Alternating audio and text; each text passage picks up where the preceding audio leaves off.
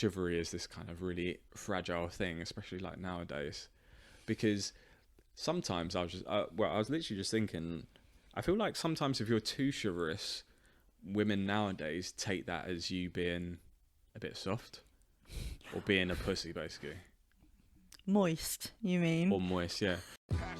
What's going on, everybody, and welcome to 30 Years and Running. I'll be your host, Christian, and each week my friends and I will be looking at life seen through the eyes of 30-somethings. Whether it's things like dating, social media, or mental health, we'll be looking at the past, present, and future of being in your 30s. Brian, I want a graham cracker. Brian. Yeah. I forgot. My cushions are all stewy. Is it? Do you want... All stewy. So, cushions are a little bit stewy, and they need propping up, and they want to excite the protagonist and so much richer for the experience. Yeah, like rearrange them any way that you want. Yeah. Feeling better? Feeling better. Feeling more... More like me. Yeah. Sounds like an advert or something, though. Feel more me. I'm not me in the morning unless I No. prop my pillows. No, I am. Right, let's get into it. So, You need to do an impression, though. an impression? Mm-hmm. What kind of impression? No, an impression of Stewie. I just did it. I'm going to keep this in the edit. I promise. All right.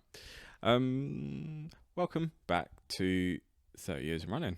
I've got Emma on the couch today. Hello. And we were literally just talking about dating.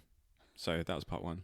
We're into part two. And weird people of dating. And weird people. So obviously, we kind of quickly found out that you can't talk about dating in 30-something minutes, and we need a bit more time. So this is why we're here.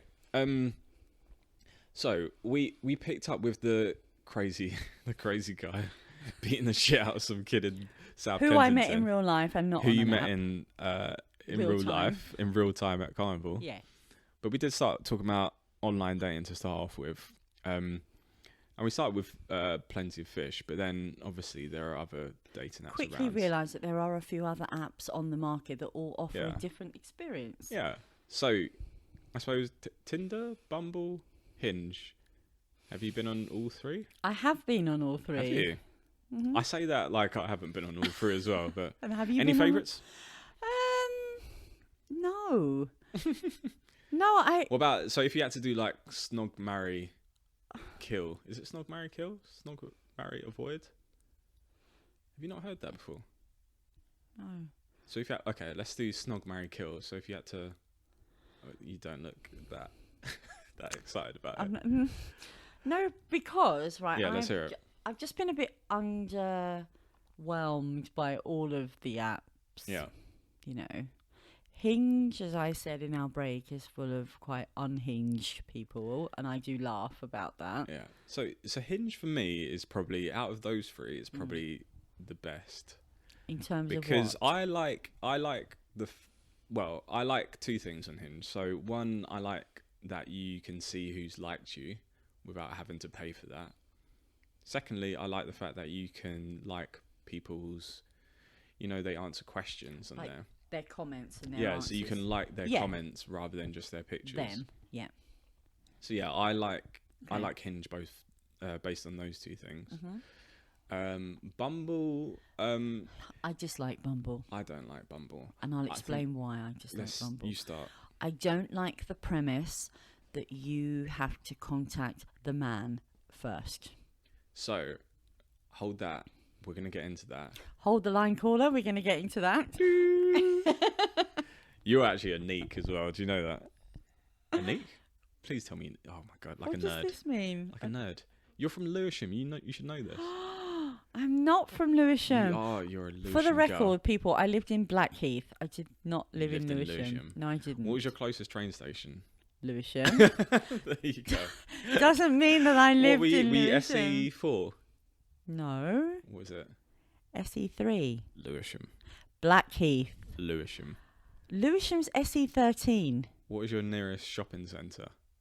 Blackheath. Liar. It's Lewisham. It's not. It is. You've got a real bee in your bonnet about that. No. I haven't. I just want you to claim Lewisham, that's all. Why though? Because there's nothing wrong with Lewisham. Nothing Stop at being... all wrong with Lewisham. I didn't live there. Well, if you say so.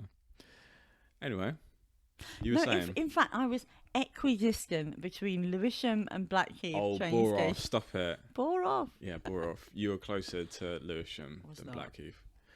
Anyway. Anywho.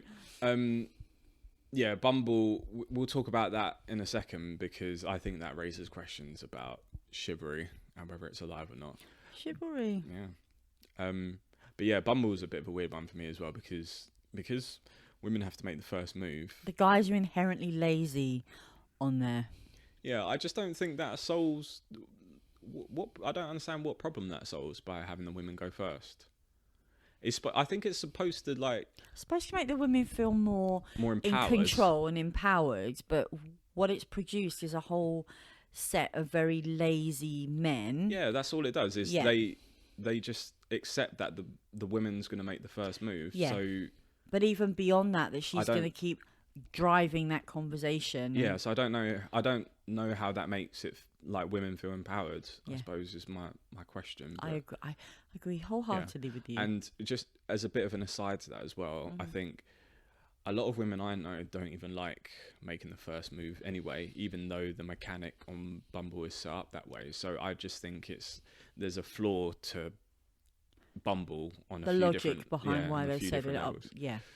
Agree. So that's Bumble, and then Tinder, the king / queen of them all.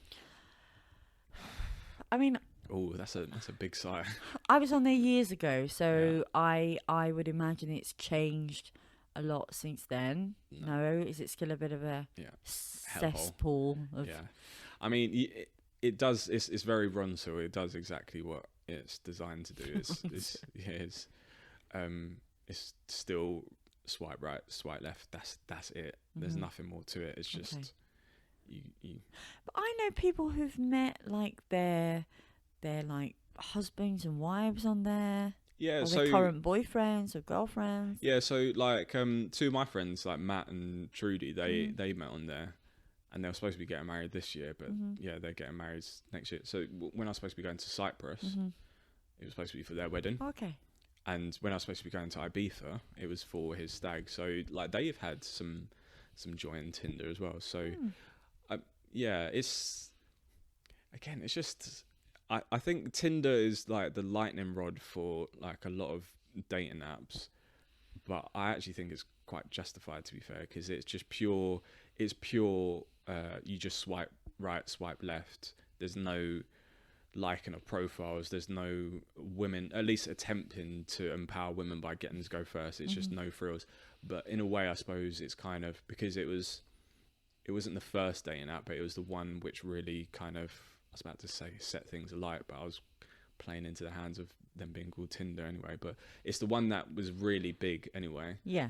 I suppose, Bumble and Hinge came after, so they tried to almost take what Tinder did and perfect it. Yeah. Or make it better. So I suppose it's kind of no surprise really that Tinder are kind of the more basic out of the ones that we just talked about. So, but yeah, I think with just talking about those three again, I've just had like mixed experiences on all of them.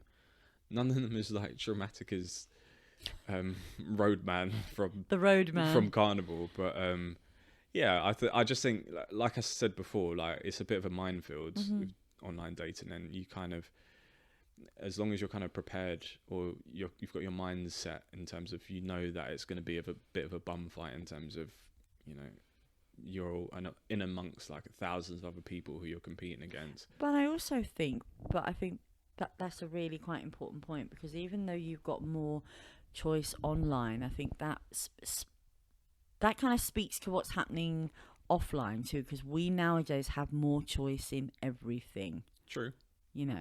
So that kind of drives this behavior where people don't really kind of invest a lot of time and effort into something. It's all too easy come, easy go.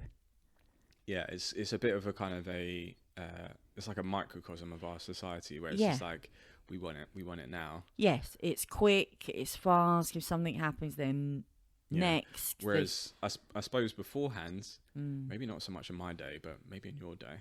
I'm joking. You're not joking though, are you? No. But like you were almost kind of like restricted to dating people in and around your area. What happened to the good old days where you had to use the Your phone wits. in the home, Yeah. call up their home, Your wits and your charm. ask to speak to them, like ask their parents, hope that they were in, and if they weren't in, sit by the phone and wait for them to call you back. Did you ride your bike across to your crush's house and be like, "Oh, excuse me, Mrs. Johnson, is Terry in?" Terry? Yeah. In my head, you went out of like a Terry. I'm not even going to dignify that with a response. Really? Yes. I feel like you dated a Terry back in the day. No. Okay. Lies. Lies and deceit. But yeah, the point around, just it wasn't so instant as it is now. Like Yeah. everything's really on tap and available and instinct. I suppose it's a. I don't want to sit on the fence about this, but it's a good and a bad thing, I guess. You sit on the fence, you're going to get splinters, Christian. So get off the fence. Come on. All right, I'm not. Piss off, Wurzel Gummidge. Like I'm not. So like it's like a good thing because I suppose you're able to interact with more people than you would have But been are you previously. really interacting with them, or like a slither of their personality, or maybe not even really their personality? Yeah, so this is going to be the con, really. It's like, even though you're potentially reaching more people, it's like the quality of that reach is questionable. Yes. But to kind of almost circle back on the point around Bumble and women going first, I think we spoke about it kind of like offline. It's just this idea of chivalry as well. And it's funny. I think back to a conversation I had when I was working at Sky, and I was just chatting to some of my like girlfriends there, and I remember us talking around, if they saw their dream guy in a club, like would they approach them first? And they all said no. Mm-hmm. And I was like, well, why not? And they were just kind of like, well, no, it's just not the way I kind of work. And there's this kind of inherent belief that guys should, even in 2020, guys should always make the first move. And obviously Bumble tries to flip that on its head. But again, I don't know what you kind of think about it, but I just think if you like someone, regardless of if you're a guy or a woman, like just go for it. Just slide in his DMs. But then there's always going to be that little voice of doubt in your head. Welcome to being a guy. People this is what we have. Okay, not just people. Women like to be chosen. Women are the prize, right? If you've had to go out and kind of see this guy, make your way over to him, keep him entertained, even if it goes swimmingly well, you're always going to have that little bit in the back of your mind like, yeah, but he didn't choose me. I chose him. So here's the thing. I'll say two things about that. So one, guys, we have that nagging doubt as well. That's why you're men, and you get paid more than us. Oh my god, this is a conversation for another. This is day, going to actually. escalate. Yeah, this is a whole nother episode. But I mean, we have that kind of insecurity, and we have those doubts as well. Like when we're approaching someone. But you're men. Yeah, but it doesn't make us any less resilient to those like doubts, to be honest. But the world is skewed more in your favour. Oh, here we go. Which kind of cancels that little Why are you being the fun uncomfortableness police? out. We're talking about dating. We're not talking about Just male saying. and female Just- gender roles in Just society. Just saying. I'm not being the fun police. We will cover. In fact, I promise, we'll get you back on another episode, and we will talk about that in a more Structured and coherent structured, way. yeah, exactly. Rather than it being like an aside to Bumble. But yeah, the first point is, we have those nagging doubts as well. So that's something that we have to deal with, like, pretty regularly when we're trying to chat someone up. The second point is, like, I'll give you a fun fact here. Like, guys like to be chosen as well. Like, we like attention. Like, we like a girl to approach us as well. I tell you, like, if a girl approaches me in a club, I'm like not my jaw hits the ground, but I'm very like I'm you're bowled beside over. yourself in excitement. No, because it doesn't happen that often. Mm-hmm. And well, I don't really go to clubs anymore, but when it did, like I have instant respect for that woman as well, because I know that she didn't necessarily kind of want to do it, and I respect her, and I have a lot of I give her a lot of kudos basically because it's not easy like approaching someone in the club, period, whether you're a guy or a girl, but especially for a woman, like I give her a lot of credit for doing that.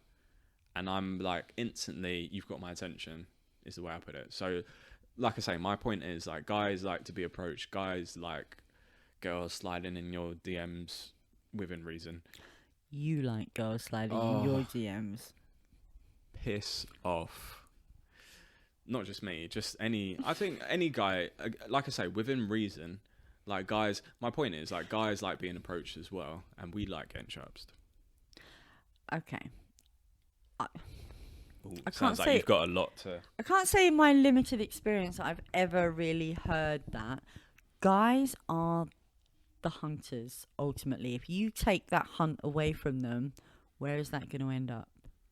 You can take that hunt away from me immediately, to be honest. But this is you, but you are not typical of a lot of guys out there. What am I then? Whatever I'm joking.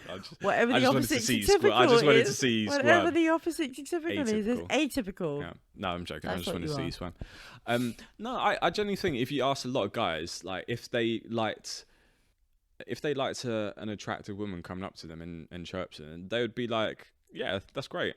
Like they wouldn't be like, no, I'd rather do the chasing. Studies have been done on this, and they'll prove you wrong on this point. Right, and in fact, I think on our we're speaking anecdotally. On our next podcast episode, I shall bring all the literature with me, and I'll show you. Fun police. Why? I'm just speaking. Okay, I'm just speaking from my personal. From your personal experience, yes. My personal experience, I would not like sniff my nose. And all I'm saying, if that makes me a killjoy, is that your needs and wants are not really typical of what the mainstream want. I'm just a different breed, aren't I? You're just in that little category all of your own. I feel like that was like a backhanded compliment, but it was a compliment. Was it? Oh, thanks. I just give you compliments. You just bat them away. Shut up. Like it means nothing to you. You're so sarcastic. I'm not being sarcastic. So, on just thinking about it, so on the subject of... In fact, I'll ask you, point blank, would you approach a guy on a night out? I have done. Have you? In my youth. In your youth? Not in your older and wiser Not days? in my older and wiser state. Really? No. So say, for sake of argument, if you... Say you're at Carnival again. Will you let the Carnival thing go? It was a one-time thing. All right, so say you're back in Santorini, and you're at the hotel and you see a guy and you're attracted to him physically and you want to talk to him, would you go up to him and talk to him? No rum punch involved, no alcohol involved. I don't mean to sound like I'm blowing my own trumpet here, but 9 times out of 10 I don't need to do that as they come over to me. All right, so take that out of equation. Say if he's not coming up to you and approaching you, would you force the issue and go up to him? It all depends, right? It's what goes on in my mind is if someone's not man enough to come up to me, right, and initiate a conversation, are they really man enough for me? Wow. So so based on that, you're like you like an alpha I would male. hesitate.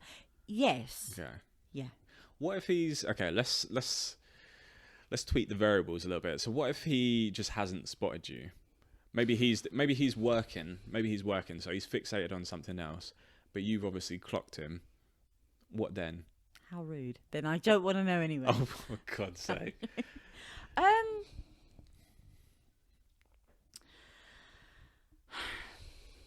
So there's a piece here, isn't there, about kind of not being too impulsive. Like if that was the case, right, I would far rather just sort of hang back and observe him. That's creepy. You're a voyeur. Not in a weird way. Like just watching him like with your binoculars. There's no need to go rushing over like a bat out of hell. Like, why oh, not? hello, But like, hello. when you think about it, so this guy, okay, so this guy could be your dream guy. Let's just Yeah, but on looks alone, I don't know anything about him as a okay. person. So he's your dream guy based on looks. You might not ever see him ever again, and I still wouldn't be motivated to rush Really? over like that. No. see that I'm always like, I don't know why, because I've heard it so much from women that they wouldn't, but I'm still like a little bit like surprised by that actually. I don't know why. There but are still. over 7 million people in the world. Billion even. Yeah. You know, I don't really see any But need. what if this one guy out of 7 billion? I know it's like really huge odds, but what if he's your soulmate? And what if you like? You might try it might not even work. But what if you This do is your try fairy it? tale script all over again. This is my fairy. This is the I Disney don't believe character that me. there's one person for everyone in the world, right? You believe that some people don't have someone for them. No, right? As in, people talk about, oh, this guy's my soulmate, and what if he's the one, and what if he'd be the perfect one on paper? I don't think there's just one person per person. No, I'm sure, like, in and amongst I 7 think billion there's people, many. I'm sure there is. So I don't think that even if you saw this guy who looked like he was your ideal, if he hasn't caught your eye or he hasn't seen you, that's a crucial bit of information right there. I don't think it is, because... Energy goes beyond the look and what you spot in somebody. Women will make an excuse for everything. I'm not man. making an excuse. That I'm is an just- excuse. It's not an excuse. That is an excuse. It's really not. That is an excuse. Over 90% of attraction, okay, is unconscious. Which means 10% is about how somebody looks. That's a lie. No, Tell it's that to Tinder. It's really not a lie.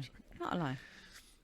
I'm sure it is. But I just think it's interesting just that women refuse, like a lot of women refuse to make the first move, I suppose is what I was getting at. Which I like I say, I appreciate women who makes the first move because that's instantly attractive to me because that tells me that they've got what's the word I'm looking for? They've got like gumption. Yeah. Gumption. Yeah, I like that word. But they've got like they're like proactive. They will like without being too OTT about it, like they are someone who will push you in a relationship in a good way. And you've got all of this information from a woman who comes over to you first. Absolutely, yeah. What poppycock? Poppycock. Hogwash. Hogwash. No, but like I think it's like the first step in my mind. If a woman's willing to approach me and chat me up, then like that for me is like the first step to them like almost pushing me to like be a better person, if that makes sense. Like I know that sounds like OTT, but like that's the instant kind of like instinct that I get from that person. Okay.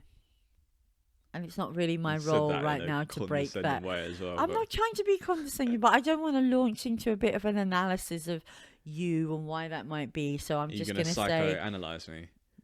You're going to tell me why Freud thinks I'm a certain way? I've got Off an air, Oedipus. I'll do it, yes. Have I got an Oedipus complex? No.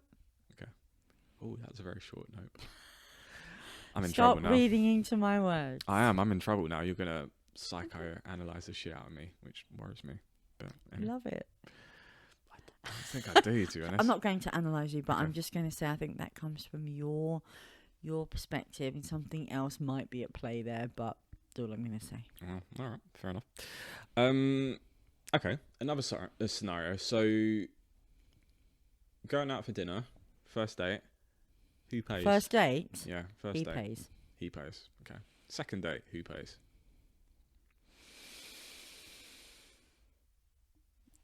Ideally, him again, but just what I buy, like something small. Like the calamari or something. No, so Bruschetta. like a drink or something. Okay. Yeah. I Go don't on. know. Yeah, I'm just trying to think. Like, again, that's always like a mixed bag actually, because some women I spoke to, they're quite happy to go Dutch. Like pretty much all the time. Maybe not from the first If day. it's a first date, right, and this guy is trying to impress you. So as a rule, I always pay on the first date because I think that's the least I can do. And I think that's like think of all the money that the woman has spent on getting ready to go out on that date. The eyelashes, the hair appointment, the clothes, the, I don't know, tan, the perfume. do you do all that for a first date though? The shoes. Yeah. Do you? Yes. No, you don't. Girls don't put that much effort into a first date. Most of them do. Lies. Poppycock. Hogwash. The waxing that goes Oh on. my god, you took it to a I'm just creepy saying. level. So add all that up. It costs a lot of money. Okay. So the least you could expect in return is a free meal. He's paying for her company, which has all kinds of Make it connotations. sound, I was about to say that. I make we're it getting sound so I know seedy. we're getting into slightly Seedy sketchy territory, but You get my point, though. I understand what you're saying. Yeah, like I say, as a rule of thumb, I always pay the first date, and then from that point on, you kind of play it by ear. Like a lot of the times, I'd probably pay. Like if I was paying, so say for the sake of my argument, like we're having dinner, like I might pay for dinner, and then she might buy a round of drinks, and then I might buy a round of drinks. But then equally, I've been on dates before where, you know, past the first date, like we've gone halves on dinner and we've gone halves through rounds through the night. I'm trying to think if there's ever been a time when someone's paid for me for dinner. I don't think there has. Well, no one's ever bought you dinner. Maybe. I'll buy you dinner, Christian. Oh, thanks. No, you've bought me dinner before actually. That's what I You have. bought me Domino's. There you go. Yeah, I tell a lie. People like girls have bought me dinner before, but I suppose the guy in me is always a little bit kind of like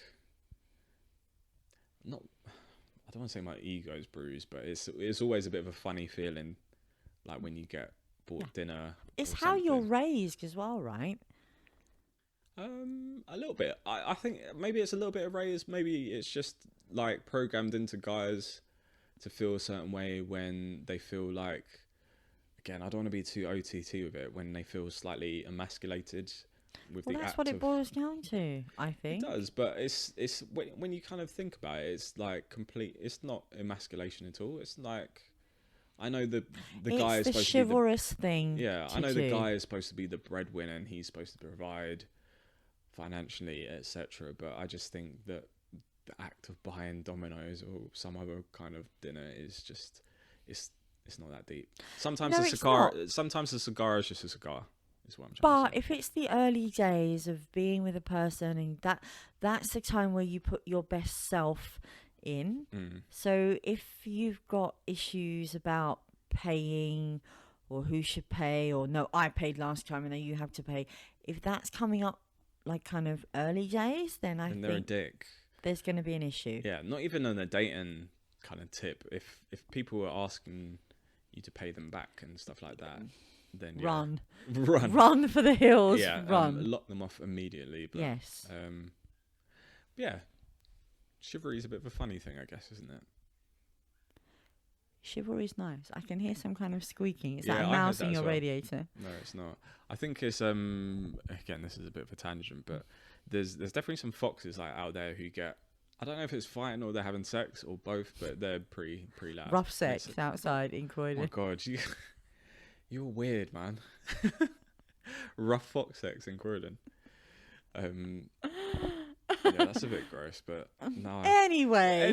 Moving on swiftly away from fox sex, but yeah, sorry, no. All I was saying is like chivalry is this kind of really fragile thing, especially like nowadays, because sometimes I was literally just thinking, I feel like sometimes if you're too chivalrous, women nowadays take that as you being a bit soft or being a pussy, basically. Moist, you mean? Or moist, yeah. See, you're just from Lewisham, to be honest. Just admit it. Only people from South say moist. No, Or they even- don't. no, just People roadmen. from East say. Or just road. You just stop going on about roadmen. You've You're got a real road being. people. You've Yeah, got road a real people. bee in your bonnet about that guy I spoke about, haven't you? No, I haven't. I've got a bee in my bonnet about you not claiming Lewisham. But I'm not from Lewisham. Just I rep never lived Lewisham. in Lewisham. No. Okay. Anyway, going back to chivalry or lack thereof. But yeah, no, I just think like I feel like some women nowadays, they just think if you do the chivalry type things, opening doors, pulling chairs, they think you're a little bit soft. Who are these women who think that? You'd be surprised. There's a lot of women out there who don't necessarily kind of gravitate to those kind of old school traits. Okay. But then again, maybe that speaks to their individual preferences and experiences. Not to get too analytical into this, but yeah. I mean, you know, if they've never really had that kind of experience or upbringing, that's going to be very uncomfortable for them. Yeah. But I think about the guy you spoke about in part one, the voice notes thing. I think that's an interesting. Let it go. No. But I think it's an interesting one because I think I like my initial reaction to that was like, yeah, he's crazy. But I almost think like if that had happened 30 years ago, you'd probably be all right with that. I think you'd probably be more buoyed at getting like a voice message from someone than you would getting a text from someone if that technology existed back in those days. And also, just to put this in context as well, right? I spoke to him every day after the carnival. Yeah. And he didn't bombard me with videos or messages or anything. Yeah, I mean... So it was just that particular day, because of the carnival, it was a very hot day. We were all out in the sun all day long. You don't need to make excuses for him. I'm just saying that, you know, that particular onslaught of, know, media was attached to the fact that everyone had just been out all day dancing and drinking, etc. So that wasn't kind of usual behaviour, I don't think. Yeah, I suppose my point is like that type of media of doing a voice note, or just more bluntly, I suppose, just calling someone. I think that's a more old school type of act that is more appreciated like 20, 30 years ago than it is now. Like, again, say if he didn't do a voice note. What's appreciated more now then? So I think people will think. So I think women would think you're less, and maybe men as well. To be fair, I think people would rather get a WhatsApp from someone than a phone call from someone. Whereas I think, like I say, 20, 30 years ago, a phone call was like. Granted, it was like probably the only form of communication back in those times. But if you had texting around those times, I think a phone call was seen as more. I reckon it would be seen more as like a chivalrous act or a more gentlemanly act than just texting, which is obviously quite impersonal.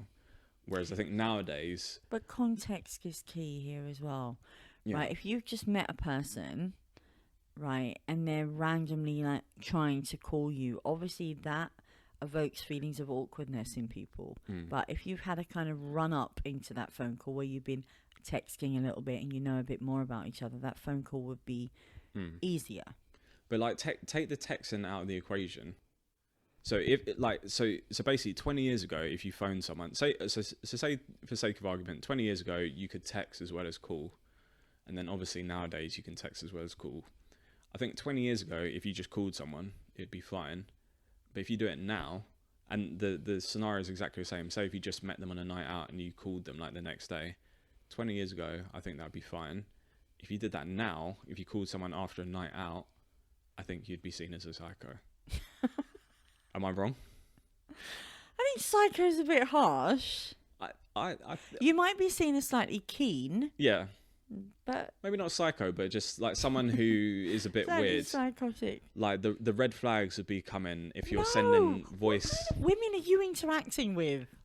Literally, they're normal women, but it's just the times that we live in now and the technology that we have. It just means that. But 20 to 30 years ago, right? Even if we can sit here and imagine they had text, the fact is they didn't have text. So you're such a killjoy. Just imagine if they did have text though. But you're taking it out of context. The reason why the phone calls would have been more acceptable back then is because they didn't have any other choice. But so you can't just willy-nilly add in this texting. But I think if they did have the choice, though, like a voice note was still... But you can't say that because it wasn't around, so you can't really compare it. Yeah. I'm well aware that it's not comparing apples with apples, but I'm just saying, You're comparing apples and pears now, aren't you? I hate you.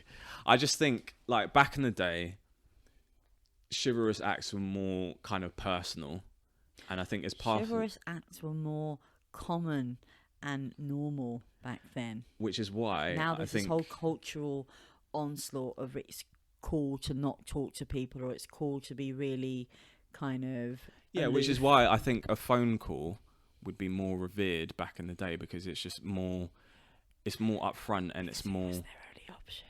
But oh anyway. My God. Just hypothetically, like have a bit of fun with me. Hypothetically, do you agree that a phone call back in the day would be more revered than if people could text? It's hard if to they say. had the... Oh my God. Wurzel Gummidge, get off the fence.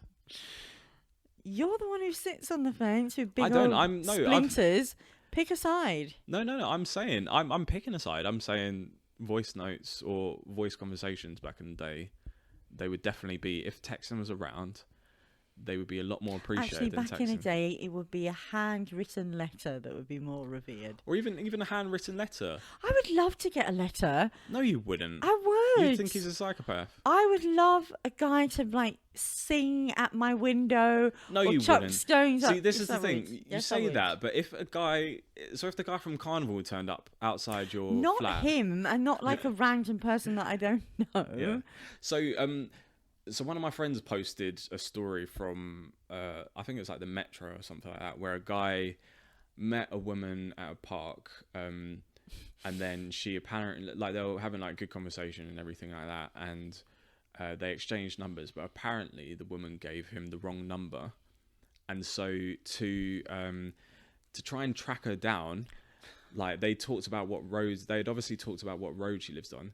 He hand wrote I think it was like 100 letters and posted them to each one of the doors on the road that she said she lived on. Now, is that sweet or is that psychotic? It could go either way. Because again, I feel like if you did that 20 years ago, sweet. If you do that now, cuckoo.